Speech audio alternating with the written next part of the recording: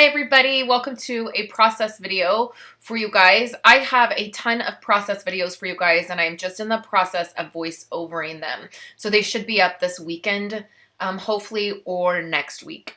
So here you guys, I am just taking out July through December from my album and sorting out the end of June there and then just kind of looking at where my album is at. It's pretty thick for the beginning of this year.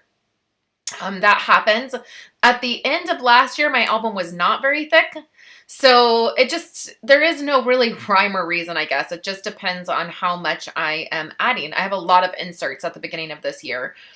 So here I am doing these date cards. I'm so tired of looking at these yellow sticky notes that have the dates for some of these cards. So I just was like, I have to do this. So I'm using the Becky Higgins date roller stamp for this part, and I'm just adding the dates.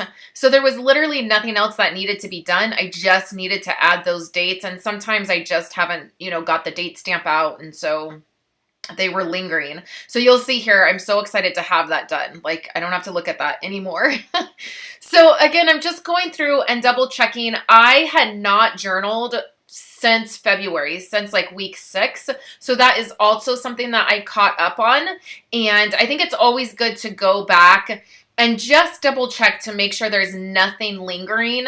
At the end of these voiceovers, you'll see, because I voiced overed and did videos for all of April and the last part of March. So you'll see that I kind of go back and there's like some journaling that needs to be done, and then maybe a date stamp that needs to happen, or one of my Avery Index tabs needs to be stamped.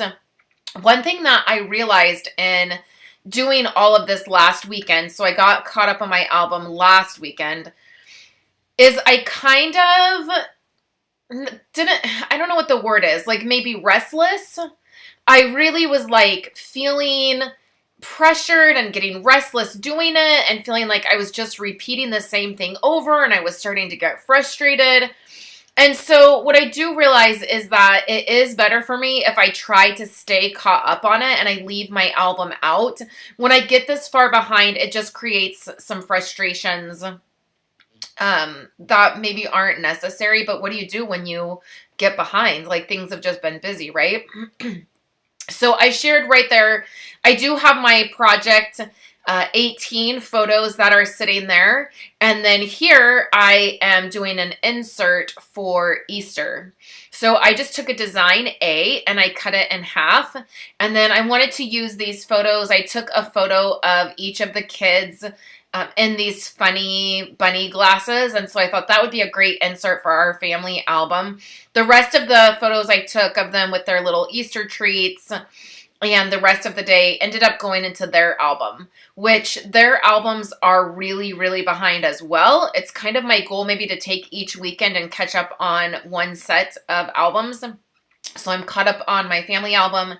So next I'll dive into the kids' album. But also, Week in the Life starts next Monday, so that is going to be quite a project. It always is an undertaking, right, to do that. But that starts Monday. So here, I think I just had to go and grab something that I was missing. I don't know why I didn't edit this part out for you guys. So I went to grab my cards that I printed from the Project Life app. So I have been printing the monthly Project 52 cards, so that each month they come out with kind of month-themed cards. And I've been using those and printing those. So I've been purchasing the cards and then printing them out. And I decided to use these cards right here. So they are the April and then kind of the April cards, and then they kind of work for Easter too, right? So they are on photo paper because I get them printed just where I get my photos printed. So they're on photo paper, so when I do my journaling, either I need to type it or I need to use some kind of pen that will work on a slick surface. So I use the document right there for the journaling. So that journaling is currently not done. It is one of the pieces that are not done yet. And then on the back side here, I use this April Fools. For whatever reason, maybe because the kids are in school this year, they were all excited about April Fools, and for like a week before April Fools, they were talking about the jokes and the pranks that they were going to do, and I kept telling them it didn't work if they were talking about it and telling what they were going to do, but especially Andrew just did not get the concept. Like, he would say something that he was going to do and he would laugh. Like, he thought it was so funny he couldn't keep it to himself. So I thought that card was fitting. So I just take a circle punch. One of my favorite items to use is a circle punch. I punch that circle out of that one card, and then I put it in the middle of the 4x6 card, which worked perfect. I loved that. I wish I would have had time to maybe color those umbrellas like I had talked about, but I just didn't. So I went ahead and did the circle and put that, and then it also, because it's the same from the same cards, it coordinates. And then my one Project Life card there on the back is upside down, and I don't notice it for quite a while, you guys. I think I don't notice it until I'm flipping back through towards the end of the month there. So I'm just adding photos. So I had gotten photos printed, and so I'm removing all my sticky notes and then putting in my photos. So for whatever reason, Snapfish is not communicating with Walmart. Like, the sites are not communicating, and even though Snapfish still says that they are partnered with Walmart, I can't print from Snapfish. So I'm having to upload to Snapfish and then go into Walmart, go to walmart.com, upload to walmart.com, pick my photos, which is a more difficult process. Like, I keep missing photos. And so there's a couple spots in here still that, like, I have to go back and grab those photos. So what you see that I do is, when I am going through my camera roll and I'm dropping these photos in, I delete the photo once I know it's in my album. Like, once I've gotten it printed, I'm dropping it in my Project Life album, what I do is I delete it from my camera roll. That does not delete it from anywhere else. It's still backed up on my computer. But it deletes it from my camera roll. So I was ecstatic to do this because my camera roll was getting really boggled down with photos. So the other thing that I do with my phone is I do not have it turned on so that all of my photos are on there. So I have it to where only the photos that I take are on my phone. My photos upload automatically to my iTunes, Apple, whatever it's called, my cloud storage. So on my computer is all of my photos, and they're all organized by month and then by year. But on my phone, I only keep the photos that I've recently taken, and then I delete photos. So you see there's a lot of photos on here for work. That happens quite a bit because it's part of my work, social media and all of that. So I go through and delete those photos. So there's a photo that some of these are ones that have gotten missed or I'm working on the next week. So you see me just going through there, deleting some work photos, and then making notes of where things need to go. I like my photos on my phone to not have photos on my phone, basically. I don't like having hundreds and hundreds of photos on my phone. I have a project back from November that I'm still working on, and it is driving me crazy. It's about 200 photos, and it's at the very beginning of my camera roll, and it's driving me crazy that they're not there. I'm using the app, the Project Life app, to do this particular project, and it's driving me crazy that they're there. But it just happens. So here, you guys, I just thought I would show you this process. I mean, I feel like it's a very boring process as far as like what I'm doing, but this is really my workflow.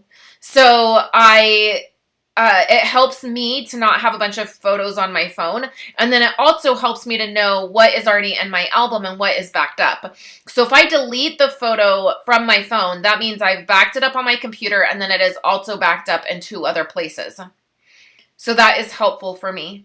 So I'm just going through here, and I have this pile of photos here that need to go into my album or need to be set aside for my kids' album. So that's what I'm doing here. My corner rounder there, my corner chomper, is broken, so it might look a little funny. And sometimes if I'm not paying attention, you'll see I have to do it twice because I'm not paying attention and I don't get it fitted in there really well because it's broken, but it works. So I really don't want to replace it. So here's my Project 18 photos, and this is what I end up doing with them. So I didn't want to do what I did last time, which was the 4x4 squares. I wanted to do something a little bit different, and I ended up with 17 photos for the Project 18 project. So the theme was Sunday. It was 18 photos of whatever you do on Sunday. And what I thought would be really great is to take photos of church. And so what I'm doing here is I have my stitched circle die. I'm running this through my Big Shot. And then I'm getting this circle with the stitching on the photo. And I'm just doing that to each one. So some of these, like you can see, I took a couple here of these crosses that hung up. And then there's some of people. There's some of the front of the church. There's some of the kids in the back, some of in the kitchen. So just a variety of photos from all around the church. And I'm cutting them out in circles. So here's the situation with this particular project. We are not actually attending the church that these photos were taken at. There's just been some things that have happened, and they haven't been the greatest of things.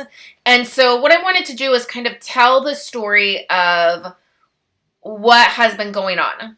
I've not done the journaling in this part of the project, and I talk about that later in a portion of the of my filming. So I'll leave that to talk about later. But what I wanted to do is take these photos and tell this story because it was a little bit harder of a story. So what I'm doing here is trying to figure out how I'm going to lay this out. And I'm sorry that I'm sort of off camera here. What I did is I took a 10 by 10. I'm going to take a 10 by 10 page protector and put it in my album. So this is a 10 by 10 piece of white cardstock. And I'm going to lay all of these out. Now, some of them, because there's those flowers. And then there's a photo of that one right there is the shirt I was wearing. So it was the colors of the shirt.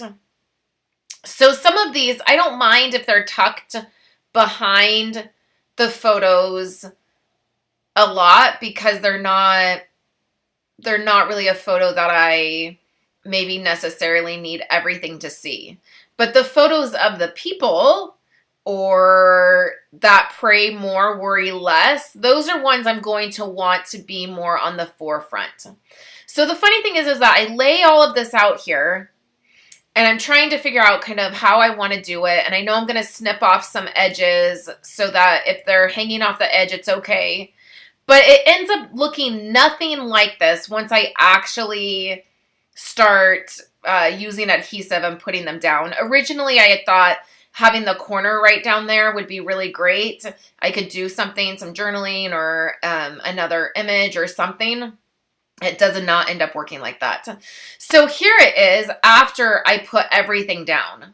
So I'll do my journaling right there. And then I'm going to put it in this 8 by 10 Project Life page protector. So here you see I did that worry less kind of as the focal point.